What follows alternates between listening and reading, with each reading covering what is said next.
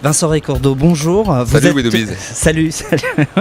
Vous êtes cofondateur de Lendopolis, une plateforme de prêt direct dédiée au financement des petites et moyennes entreprises. En clair, vous êtes une nouvelle solution pour flécher l'épargne des Français vers le financement de ces jeunes entreprises. C'est ça ?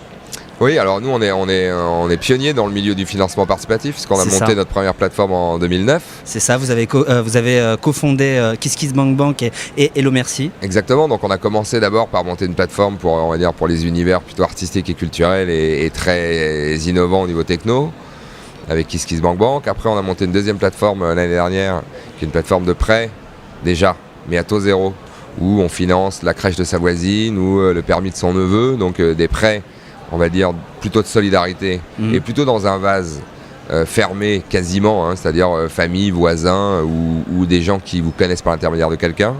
Et très naturellement, on s'est posé la question au bout d'un moment, est-ce que ce système du financement participatif finalement peut s'adapter également à l'économie traditionnelle ? Est-ce qu'on peut transformer les Français de micro-mécènes à micro-investisseurs ? C'est ça. Et l'idée de Lendopolis, c'est ça. Surtout qu'en fait, il y a eu une loi en fait, qui vous a permis de monter Lendopolis le 1er octobre, c'est ça ? Oui, alors c'est pas une loi, c'est une ordonnance pour le coup, mais c'est une ordonnance qui permet de faire sauter le verrou du monopole bancaire.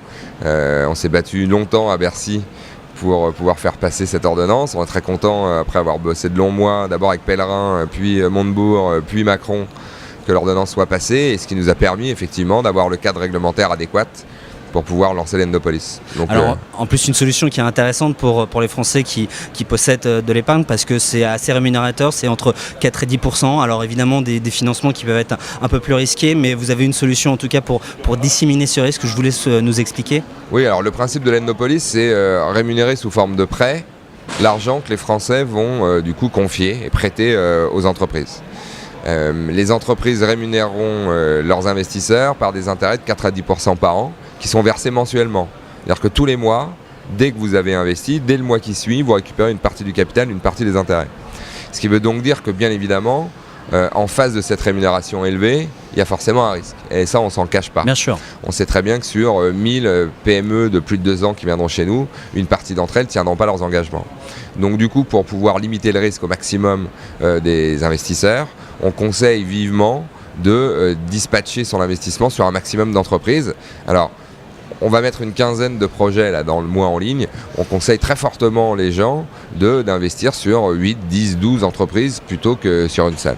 Et puis après, plus la plateforme va grossir et plus il y aura de projets, et plus ce sera simple. C'est-à-dire vous pourrez très bien arriver à maturité, investir 1000 € et mettre finalement 50 fois 20.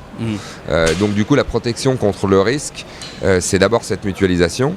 Et puis après, on sait que le financement participatif, par nature, limite le risque parce que l'entrepreneur ne prend pas un engagement unilatéral avec son banquier, il prend un engagement vis-à-vis d'une communauté qu'il a fait publiquement, qui devient ambassadeur du projet et qui va être cool comme ambassadeur si ça se passe bien, mais qui va pas être cool du tout si ça se passe mal. Ouais. Donc du coup, la pression sociale qui est sur l'entrepreneur est beaucoup plus forte finalement que lorsqu'il va emprunter auprès d'une banque.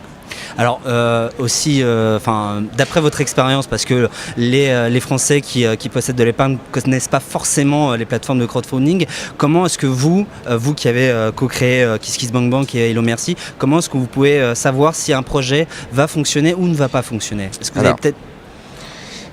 Déjà, on a une grille d'analyse qui est différente de celle des banques. Alors ça se passe en 3 phases. 1, il faut que la TPE-PME ait de plus de 2 ans. C'est-à-dire que quand vous arrivez chez nous, vous remplissez votre numéro de sirène. Il faut que vous ayez déposé vos comptes au greffe. Si vous ne les avez pas déposés, vous êtes disqualifié. Bien sûr. Une fois qu'on a aspiré vos infos basiques, on vous demande impérativement de renseigner le nom de votre expert comptable.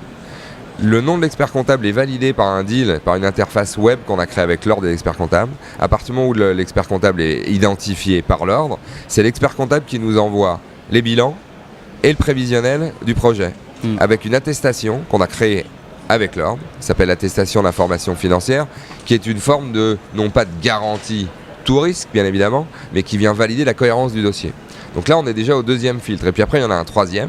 Une fois qu'on reçoit les dossiers, on a recruté des jeunes types de 30 ans qui s'emmerdaient dans les banques et qui n'arrivaient pas à délivrer les crédits qu'ils avaient envie de délivrer aux PME, et qui vont analyser l'entreprise non pas sur une grille bancaire, c'est-à-dire l'historique qui fait foi et un petit peu l'instant T, mais plutôt l'historique en miroir de la prospective du projet. Et donc c'est un pari effectivement sur le développement de l'entreprise plutôt que d'une analyse sur sa situation financière à l'instant T. Des banquiers qui n'ont pas peur.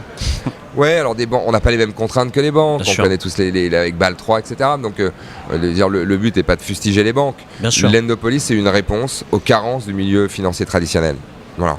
Et comme la nature a horreur du vide, le web permet aux gens de se mettre en relation les uns avec les autres, et on espère que ce sera une solution pour financer les PME qui souffrent beaucoup de manque de financement. En tout cas, nous, on en est certains du côté de WeDoBiz.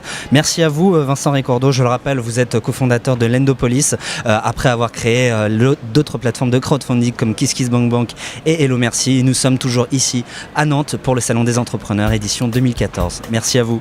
Salut WeDoBiz.